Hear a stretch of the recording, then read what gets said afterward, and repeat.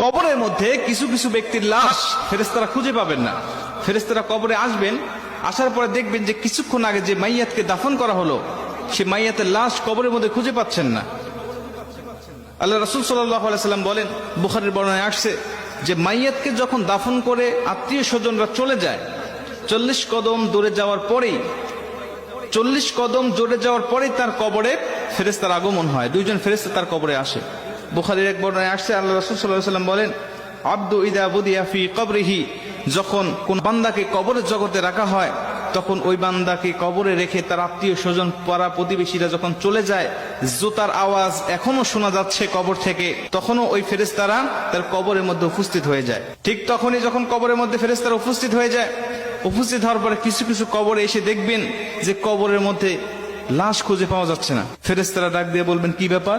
কিছুক্ষণ আগে একজন ব্যক্তির লাশ রাখা হলো, লাশটা গেল কোথায়? তারা তাকিয়ে দেখে যে বিশাল আকৃতির একটা পাখি কবরের মধ্যে শুয়ে আছে বা দাঁড়িয়ে আছে বা বসে আছে।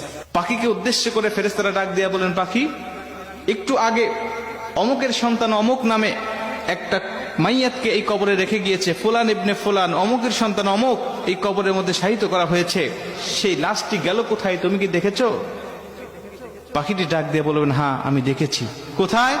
বললেন, সে আমার ডানার তলে ঘুমাচ্ছে, আরামের ঘুম, প্রশান্তির ঘুম দিয়েছে, আমি তাকে কবর থেকে জাগ্রত করব না। ইসরাফিল আলাইহিস সালাতু ওয়াস সালাম যখন সিংহায় ফুঁক দিবে তখন পর্যন্ত আমি তার পাহারাদার হিসাবে এখানে থাকবো, তাকে প্রশান্তির ঘুম দেওয়ার জন্য আমি এখানে তাকে পাহারা দিব। মুসলমান ভাইরা আমার, ফেরেশতারা পাখিকে ডাক দেয়া বলবেন, পাখি রে, ওই ব্যক্তিকে একটু বের করে দাও, আমরা তাকে শুধু 3টা প্রশ্ন করে চলে যাব। 3টা প্রশ্নের উত্তর যদি দিতে পারে তাহলে তুমি তাকে আরামের ঘুম, প্রশান্তির ঘুম তুমি তাকে পেরে রাখবে। পাখিটি ডাক দেয়া বলেন, না, আমি তাকে বের করে দিব না, আমি তাকে বের হতে দেব না, আমি তাকে ডাক দিতে পারবো না। খবরদার, তোমরাও উচ্চ স্বরে কথা বলবে না। বান্দা বড় ক্লান্ত শ্রান্ত শরীর নিয়ে, দেহ নিয়ে দুনিয়াতে আল্লাহর ইবাদত বন্দেগী করে এসেছে, আমি তাকে প্রশান্তির ঘুম পাড়িয়েছি, এই ঘুম থেকে আমি তাকে জাগনা করতে পারবো না। জোরে কোন সুবহানাল্লাহ। আমি তাকে জাগনা করতে পারবো না ঘুম থেকে। ফেরেশতারা ডাক দিয়া বলবেন, তোমাকে জাগনা করতেই হবে, কারণ আমি তাকে 3টা প্রশ্ন করব, তাকে রব সম্বন্ধে, দিন সম্বন্ধে আর নবী সম্বন্ধে তার কেমন ধারণা আছে, আমি তার কাছ থেকে এই জবাবদিহিতা নিতে চাই। তারপরে তুমি তাকে আরামের ঘুম, প্রশান্তির ঘুম তুমি তাকে পারাবে, যদি সে উত্তরগুলো দিতে পারে। আর যদি না দিতে পারে তাহলে তার কবরটা হবে জাহান্নাম, জাহান্নামের গর্ত, তাকে জাহান্নামের বিভিন্ন আযাবগুলো ভক্ষণ করতে হবে। মুসলমান ভাইরা আমার, পাখিটি সঙ্গে সঙ্গে ডাক দিয়া বলেন, ফেরেশতা, তুমি জানো না এই ব্যক্তিকে আমার আল্লাহ পাক ভালোবাসেন, এবং আমি যে পাখি আকারে তোমরা আমাকে দেখতে পাচ্ছ, আমি দুনিয়ার কোনো পাখি নয়, আমি হলাম এমন একটি আমল।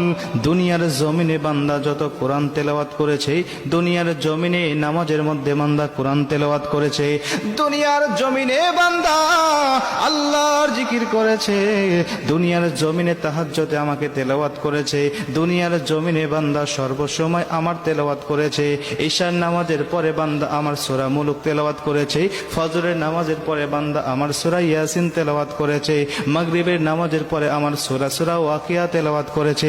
বিভিন্ন সময় সে আমাকে নিয়ে পড়েছিল, আমি কোরআন দিয়ে পারিবারিক জীবন, সামাজিক জীবন, রাষ্ট্রীয় জীবন সে পরিচালনা করেছে। এজন্য আমি কোরআন তাকে আজকে এই কঠিন মুসিবতে একা রেখে যাব না।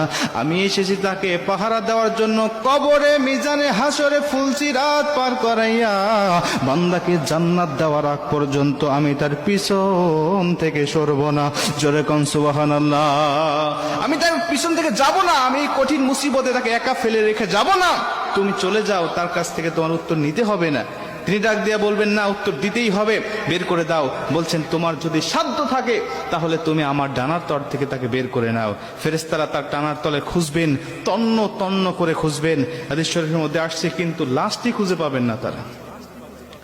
মুসলমান ভাইরা আমার, ফেরেশতারা আল্লাহকে ডাক দিয়ে বলে, মালিক, অমুকের সন্তান অমুককে এই কবরের মধ্যে কিছুক্ষণ আগে রেখে গিয়েছিল তার আত্মীয় স্বজন, কিন্তু এখন তো তার কবরে তাকে পাই না, কেন, কোথায় গেল? আপনি আমাদেরকে বলেন।